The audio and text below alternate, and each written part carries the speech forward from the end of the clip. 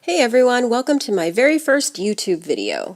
In this video we're going to be painting some wildflowers. Hey everyone, welcome to my very first YouTube video. In this video I'm going to be painting some wildflowers very loosely. I'm first going to be taking my blending brush and swirling it into some distressed oxide. This color is Tumbled Glass. I have tested about 3 different sets of blending brushes. They are makeup brushes. If you want more information on that, I'm going to link to my Instagram below, and in the highlights you'll find where I give more information. There is one particular set that I do recommend, mostly because I prefer a stiffer handle versus a flexible one. And I also talk about how to clean your brushes in between color changes.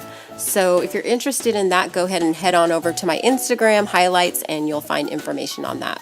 Next, I'm going to be taking a brush by Princeton. This is from their Neptune line. This is called a dagger brush or a sword brush. I believe the size is in 3/8. I will confirm that below. At first, when I bought this brush, I really wasn't sure if I liked it or even how to use it. Because of the natural bristles, it didn't really spring back. So I've actually really grown to love this brush. It really helps me to achieve a loose look and something that's not so controlled. So all I'm doing is just picking up some color, and I'm going to be adding that to wherever I added water on the page, and that'll run just a little bit, but it'll also give me that abstract, loose watercolor look that I'm after in this painting. Not really making any shapes in particular, just laying down color. This is really going to give a suggestion of a flower, not so much the flower shape itself. I am adding color just on the edge of another color. You want to be really careful about not mixing your colors together because they can get muddy really fast, and then you'll end up with like a brown painting, which is not the look I'm after. So at this point I'm just adding some stems and leaves just so I can get more of an idea, and I'm using the tip of the brush to achieve that.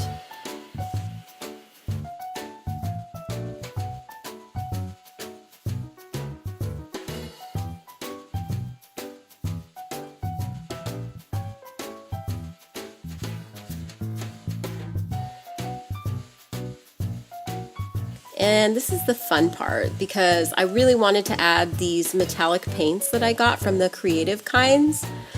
These paints are so awesome. I originally have a set of gold and silver, like kind of your staple colors, and I love them so much that I decided to order more from them. They really do shine, and oh my god, they smell so good. I learned later that they actually add some essential oils to the paints themselves, which is why they smell so good. That's just a win in my book, because every time I open the tin, I just take a big whiff. It just smells so good. It's very aromatherapeutic. Is that a word? I think. I'm gonna go for it.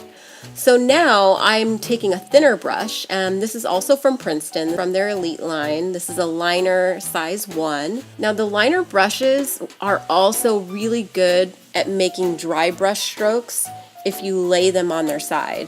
And I really like that effect, so you'll see me do that quite often. And now I'm going to be going in with just a little bit more detail. So I'm adding a few more stems. So not only do I stroke upwards from the bottom of the painting to create leaves, but I'm also trying to find the base of flowers and flick my brush downward so that it'll appear as a stem. So my thought process for this is, you know that game where you look up at a cloud and you try to determine what that shape is, like what it looks like?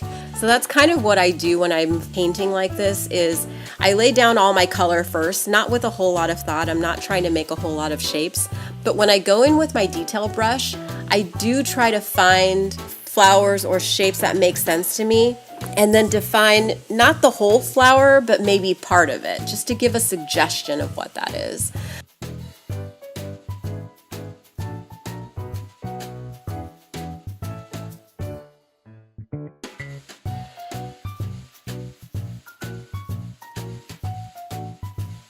thought I'd be smart and cover up my other painting because I didn't want to ruin it while I put some splatters on the page. So I'm just dipping into my metallic paint and I'm flicking it against my other brush to create splatters. This is really tricky. Sometimes you don't want to have too much water or your splatters will just look like water.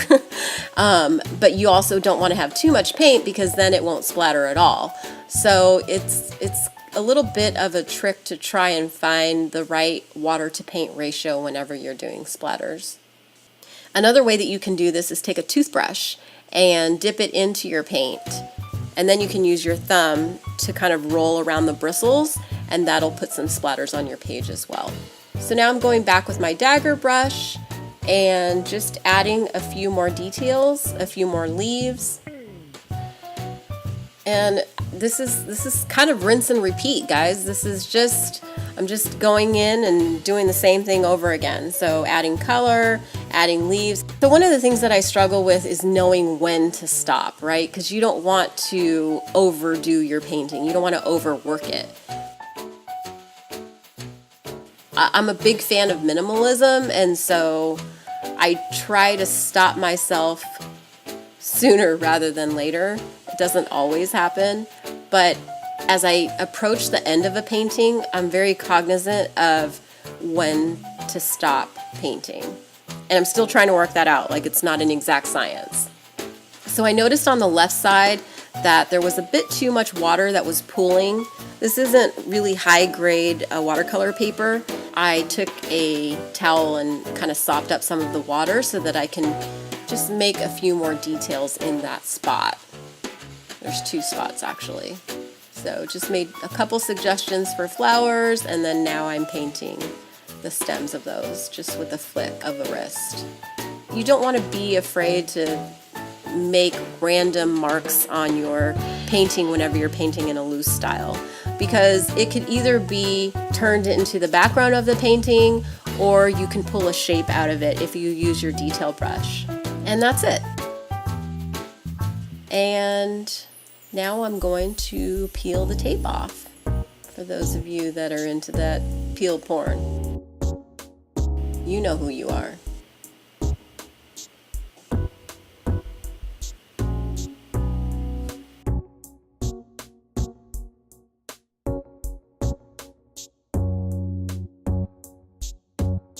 I hope you guys enjoyed this. I hope the tutorial was helpful. This was really hard.